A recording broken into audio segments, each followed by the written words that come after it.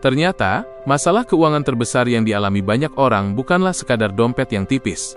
Bukan cuma soal angka di rekening. Masalah yang sebenarnya jauh lebih dalam, yaitu sebuah penjara tak terlihat yang mengurung pikiran kita. Penjara ini disebut mentalitas kelangkaan, atau scarcity mindset.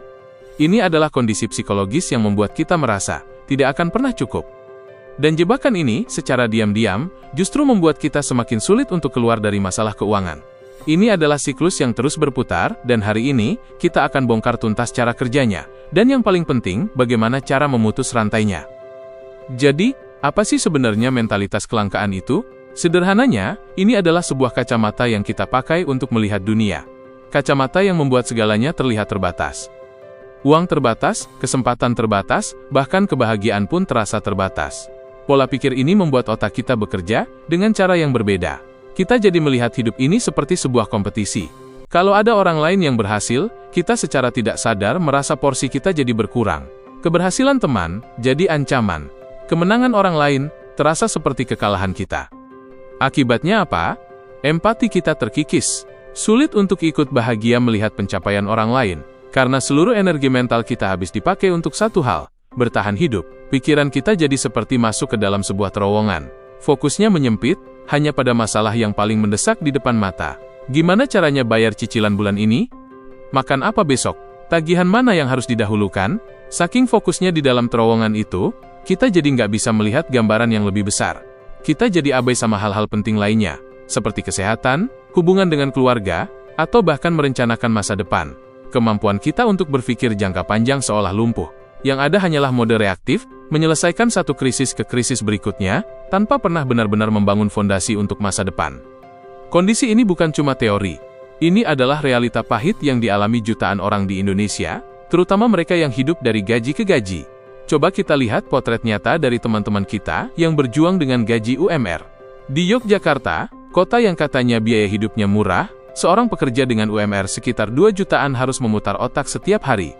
Setelah bayar kos, makan super hemat seharga 25.000 sehari, ongkos bensin dan pulsa, uang yang tersisa mungkin hanya beberapa ratus ribu. Angka ini sangat rapuh. Cukup dengan sekali saja tergoda untuk makan agak enak sedikit, seluruh rencana keuangan yang sudah disusun rapi bisa langsung hancur berantakan. Jangankan untuk investasi atau dana darurat, untuk sekadar menikmati hidup layak saja rasanya sudah jadi kemewahan. Di Jakarta, situasinya lebih ironis. Dengan UMR sekitar 5 juta, angkanya memang terdengar lebih besar, tapi tekanannya juga berkali-kali lipat. Ada cerita viral tentang seorang karyawan yang bisa menabung 3 juta sebulan dengan gaya hidup super hemat. Dia menekan biaya kos hingga 400.000 dan makan hanya 15.000 sehari di warteg. Ini luar biasa, tapi mari kita jujur, berapa banyak orang yang sanggup dan mau menjalani hidup se-ekstrim itu? Di sisi lain, ada cerita yang lebih realistis. Seorang pekerja lain mengaku gajinya nyaris ludes, hanya untuk biaya hidup mendasar. Bayar kos di Jakarta saja sudah bisa memakan sepertiga gaji. Jadi menabung bukan lagi sebuah rencana, tapi sebuah keajaiban jika ada sisa di akhir bulan. Kedua cerita ini menunjukkan satu hal yang sama. Hidup dengan UMR di kota besar memaksa kita melakukan pengorbanan luar biasa, dan menghilangkan rasa aman finansial. Nah, ketika hidup sudah sepas-pasan seperti ini, tanpa ada dana darurat, apa yang terjadi kalau tiba-tiba ada kebutuhan mendesak? Disinilah pintu menuju neraka modern terbuka lebar, pinjaman online atau pinjol. Bagi seseorang yang pikirannya sudah berada di dalam terowongan kelangkaan, kemudahan dan kecepatan yang ditawarkan pinjol, terlihat seperti dewa penolong. Masalah bisa selesai saat itu juga. Tapi, solusi instan ini adalah ilusi. Banyak sekali cerita di mana satu pinjaman memicu pinjaman lainnya hanya untuk menutupi cicilan yang pertama. Inilah yang namanya gali lubang tutup lubang. Sebuah lingkaran setan yang berputar semakin cepat, dengan bunga yang terus berbunga. Dalam waktu singkat, seseorang bisa terjerat di puluhan aplikasi pinjol sekaligus, dengan total utang yang berkali-kali lipat dari gajinya. Puncaknya adalah teror psikologis dari para penagih utang. Ancaman pelecehan, dan rasa malu yang disebar ke seluruh kontak di ponsel kita. Ini bukan lagi sekadar masalah uang, ini adalah serangan terhadap mental dan harga diri. Sekarang pertanyaannya, kenapa ini bisa terjadi? Kenapa orang pintar bisa terjebak dalam keputusan finansial yang buruk? Jawabannya ada di cara kerja otak kita saat stres. Kekhawatiran finansial yang terus-menerus itu seperti pajak. Pajak yang tidak terlihat, tapi sangat membebani kapasitas mental kita. Para psikolog menyebutnya pajak kognitif. Bayangkan otak kita ini seperti komputer. Kalau terlalu banyak program yang berjalan di latar belakang, kinerjanya pasti melambat. Nah, Pikiran soal tagihan, cicilan, dan utang itu adalah program-program yang terus berjalan, menyedot RAM di otak kita. Akibatnya, kapasitas kita untuk berpikir jernih, fokus bekerja, sabar mengurus anak, dan merencanakan masa depan, jadi sangat terbatas. Stres finansial membuat kita lebih impulsif. Keputusan diambil berdasarkan rasa panik dan takut, bukan lagi logika dan pertimbangan matang. Inilah mengapa jebakan kelangkaan ini begitu kuat. Ia tidak hanya menguras dompet kita, tapi juga menguras sumber daya mental kita untuk bisa keluar dari masalah itu. Lalu, apakah tidak ada jalan keluar? Tentu ada. Kisah-kisah mereka yang berhasil bebas dari siklus ini, memberikan kita harapan dan pelajaran berharga. Kuncinya ada dua, memenangkan pertarungan di dalam pikiran, dan mengambil tindakan nyata di dunia luar. Pertarungan pertama adalah melawan rasa malu.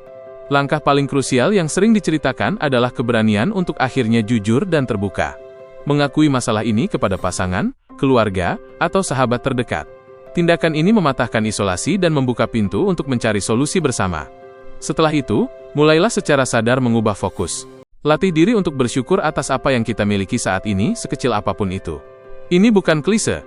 Praktek rasa syukur terbukti secara ilmiah bisa menggeser fokus otak dari apa yang kurang, menjadi apa yang cukup. Dan ini adalah langkah pertama untuk keluar dari mentalitas kelangkaan. Perubahan pola pikir ini harus didukung dengan aksi nyata yang disiplin. Pertama, buat anggaran. Terdengar membosankan, tapi ini adalah fondasi.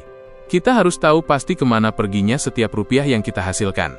Kedua, dan ini yang paling penting, prioritaskan dana darurat. Inilah benteng pertahanan kita melawan pinjol. Mulailah dari jumlah yang kecil, tidak masalah. 50.000 sebulan lebih baik daripada tidak sama sekali. Konsistensi adalah kuncinya.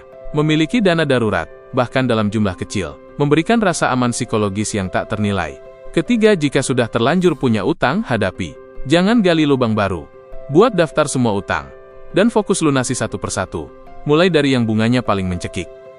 Membebaskan diri dari mentalitas kelangkaan adalah sebuah perjalanan. Ini bukan sprint tapi maraton. Ini adalah tentang membangun kembali, bukan hanya keuangan kita, tapi juga cara kita berpikir dan memandang hidup. Nah, sekarang giliran kamu. Mungkin kamu punya pengalaman pribadi berjuang dengan kondisi ini, atau mungkin kamu punya tips jitu yang berhasil membantumu keluar dari siklus gaji ke gaji. Yuk bagikan ceritamu di kolom komentar. Tidak ada cerita yang salah, dan setiap pengalaman itu berharga. Dengan berbagi, kita bisa saling menguatkan dan belajar bersama. Siapa tahu, ceritamu bisa menjadi inspirasi bagi seseorang yang sedang merasa putus asa saat ini. Dan jangan lupa, bagikan video ini ke teman atau keluarga yang mungkin butuh mendengar pesan ini. Mari kita bersama-sama memutus rantai kelangkaan ini.